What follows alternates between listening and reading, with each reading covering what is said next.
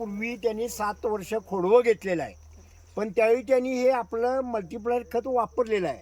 पण यंदा त्यांनी ते खोडवं काढून नवीन लागण केली आणि त्या नवीन लागण करत असताना पाण्याव्यतिरिक्त कोणतंही खत दिलेलं नाही, रासायनिक खत दिलेलं नाही आणि मल्टीप्लायर पण खत दिलेलं नाही, शेणखत पण नाही. शेणखतही नाही, नाही कोणतंही म्हणलं संपलं, कोणतंही खत दिलेलं नाही, मल्टीप्लायर सुद्धा दिलेलं नाही. तरी सुद्धा त्या ऊसाची उंची 15 फुटाच्या पुढं आहे आणि 17 पेरा आहेत त्याला. म्हणजे हे त्याचं वैशिष्ट्य आहे त्या ऊसाचं.